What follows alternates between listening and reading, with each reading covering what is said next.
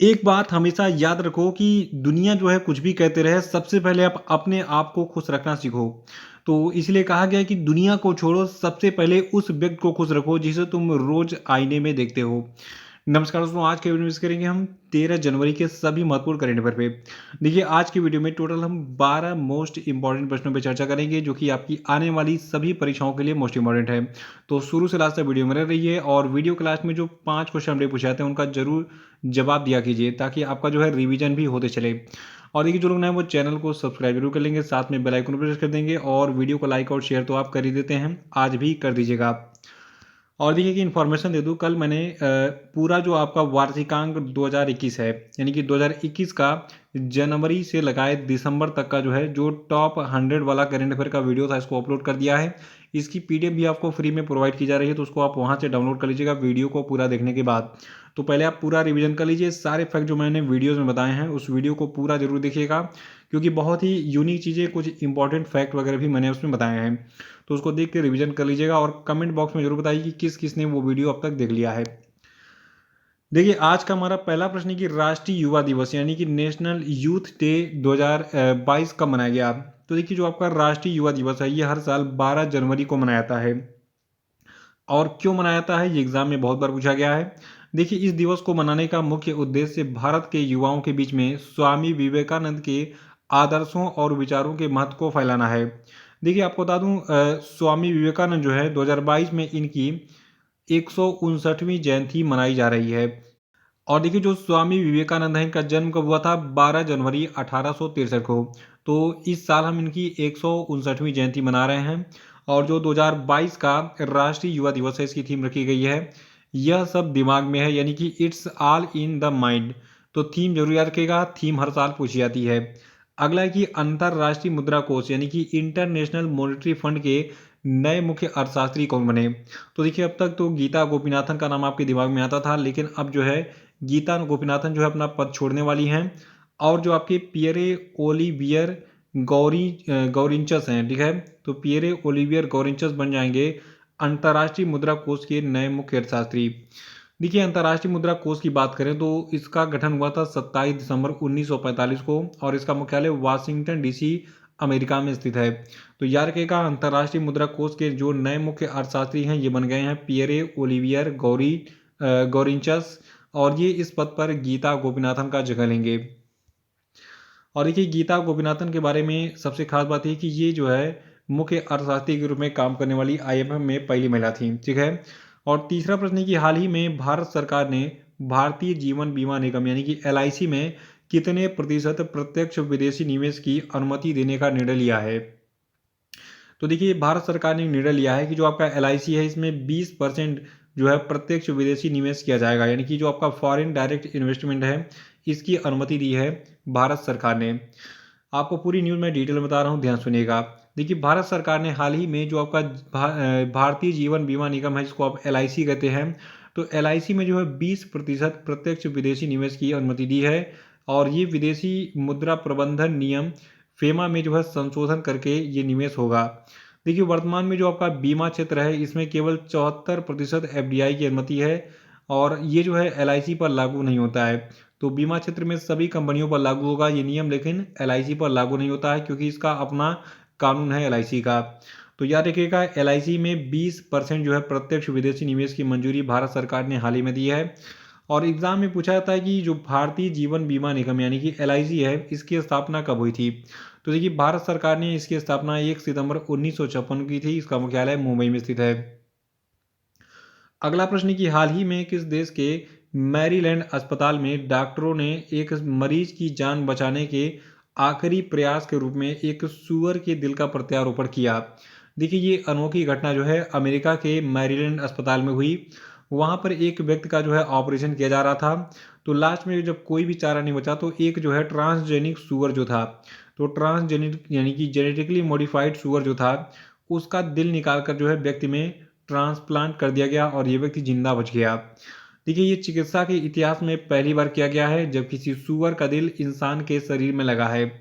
देखिए, ये जीवन रक्षक प्रत्यारोपण जो है इसके लिए जानवरों के अंगों का उपयोग करने पर दशकों से चली आ रही बहस के एक महत्वपूर्ण कदम का रूप है।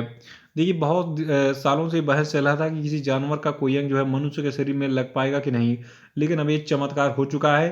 सुअर का दिल इंसान के शरीर में लग चुका है। देखिए जो आपका university of Maryland medical centre है, इसके डॉक्टरों के मुताबिक प्रत्यारोपण ने इस बात को प्रकाश डाला है कि आनुवंशिक रूप से संशोधित जानवर, यानी कि जो आपका जेनेटिकली मॉडिफाइड जानवर होते हैं, इनका जो हृदय होता है मानव शरीर में तत्काल अस्वीकृति के बिना कार्य कर सकता है। इसको याद रखिएगा। पांचवा प्रश्न हमारा बहुत ही इंपॉर्टेंट है। देखिए अभी हाल ही में अमेरिका के राष्ट्रपति जो बाइडेन जो है, इन्होंने एक व्यक्ति हैं जिनका नाम है एरिक गारसेटी, इनको जो है भारत में अपना राजदूत बनाया है। तो देखिए इस प्रश्न को घुमा के एग्जाम में ऐसे पूछा जाएगा कि भारत में हाल ही में अमेरिका के नए राजदूत कौन बनाए गए हैं, तो इनका नाम है एरिक गारसेटी। और जो आपके एरिक गारसेटी इनके बारे में जानकारी है कि वर्तमान में अमेरिका के लॉस एंजल्स के मेयर हैं। तो जो आपके एरिक गारसेटी हैं, ये जो है भारत में अमेरिका के नए राजदूत बन गए हैं। और देखिए भारत और अमेरिका का संबंध बहुत ही मधुर है, और इसीलिए इनके राजदूत का नाम ही याद रखेगा, ये एग्जाम में पूछा जाएगा और हर बार पूछ लिया जाता है। अगला प्रश्न है कि हाल ही में दक्षिण अफ्रीका के किस खिलाड़ी ने खेल के सभी प्रारूपों से संन्यास लेने की घोषणा की है। तो देखिए जो आपके क्रिस मॉरिस हैं, इन्होंने खेल के सभी प्रारूपों से संन्यास ले लिया है।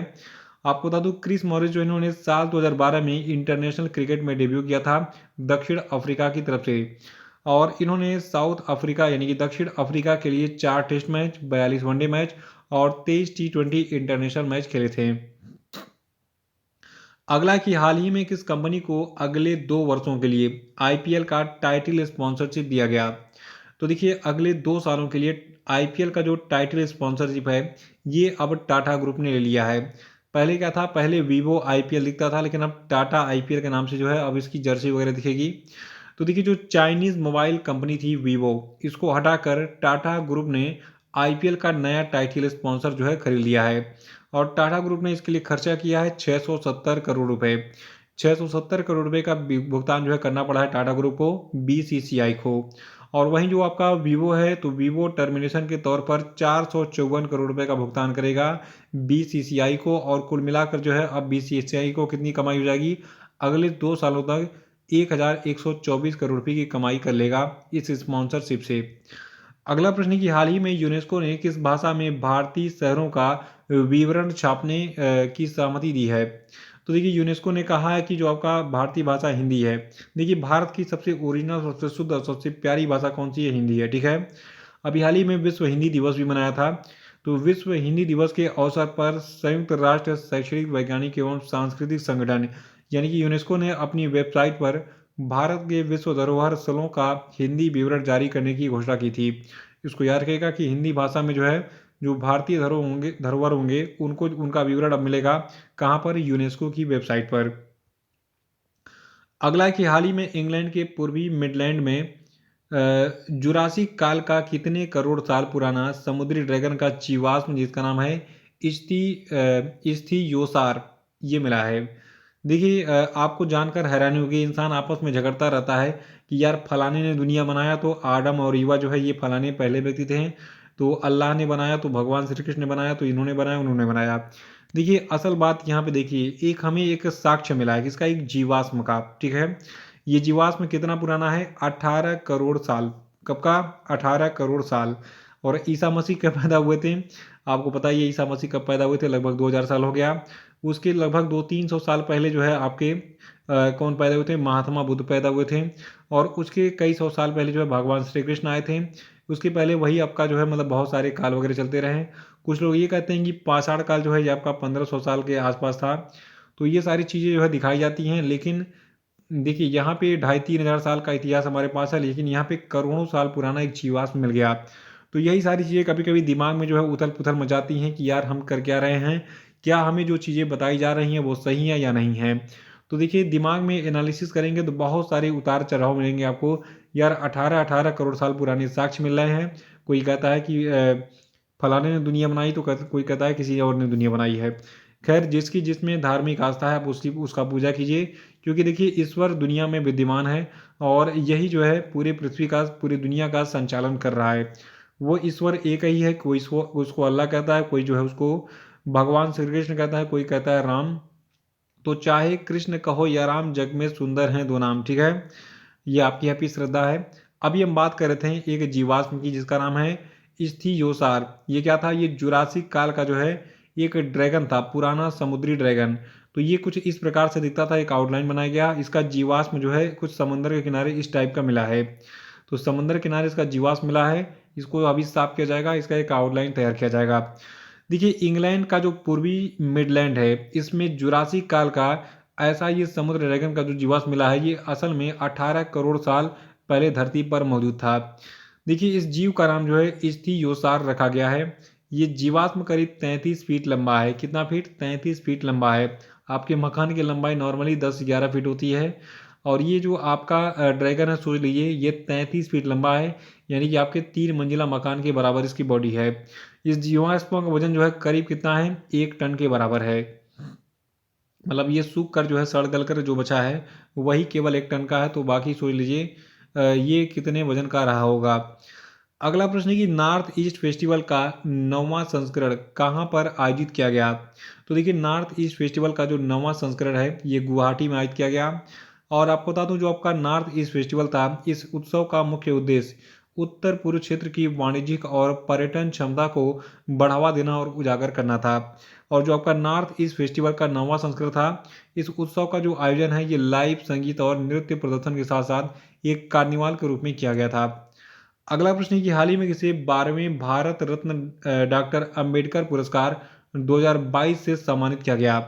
देखिए, आपने पिक्चर देखा होगा बजरंगी भाईजान, उसमें हर्षाली मल्होत्रा का जो रोल था मुन्नी वाला, ठीक है। तो इसी के लिए, यानी कि इनका अभिनय जो था उसको देखते हुए हर्षाली मल्होत्रा को जो है अभी हाल ही में 12वें भारत रत्न डॉक्टर अंबेडकर पुरस्कार 2022 से सम्मानित किया गया है। और देखिए, इनको अभी हाल ही में महाराष्ट्र के जो राज्यपाल हैं श्री भगत सिंह कोश्यारी, तो इन्होंने जो है इनको भारतीय सिनेमा के क्षेत्र में विशेष योगदान के लिए ये पुरस्कार दिया है। तो अगर एग्जाम में पूछा जाए कि 12वां भारत रत्न डॉक्टर अंबेडकर पुरस्कार 2022 किसको दिया गया, तो ये अभिनेत्री हर्षाली मल्होत्रा को दिया गया है। अगला प्रश्न है कि हाल ही में यूरोपीय संसद के अध्यक्ष का स्वास्थ्य समस्याओं के कारण निधन हो गया है, इनका क्या नाम था? तो देखिए, जो यूरोपीय संसद के अध्यक्ष थे इनका नाम था डेविड सासोली, ठीक है। इनका निधन हो गया हाल ही में। देखिए, जबकि डेविड सासोली है, इन्होंने जुलाई 2019 से जनवरी 2022 में अपनी मृत्यु तक जो है यूरोपीय संसद के अध्यक्ष के रूप में कार्य किया था। इन्हें पहली बार 2009 में यूरोपीय संसद के सदस्य के रूप में चुना गया था। तो ये थे आपके आज के सभी धमाकेदार प्रश्न, और अब हम बात करेंगे आज के सभी क्वेश्चन अपने। तो सभी लोग कमेंट बॉक्स में आंसर देंगे। पहला प्रश्न आपके लिए कि पूर्व प्रधानमंत्री डॉक्टर लाल बहादुर शास्त्री की पुण्यतिथि हर साल किस तारीख को मनाई जाती है, बताइए। नेक्स्ट है कि भारत के 73वें शतरंज ग्रैंड मास्टर कौन बने, आंसर बताइए।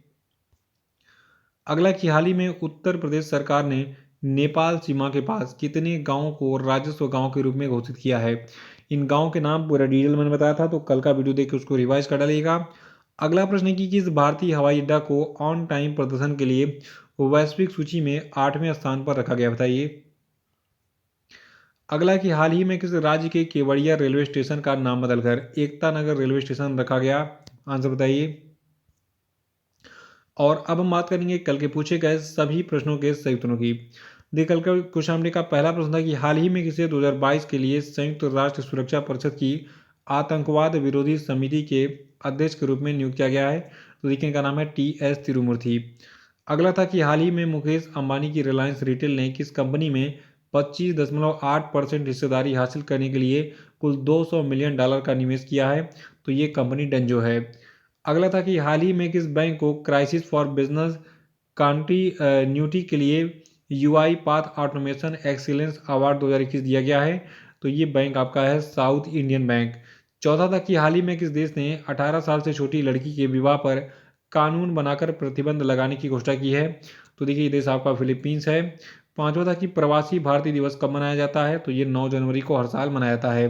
तो इसी के साथ ये वीडियो ही समाप्त होता है।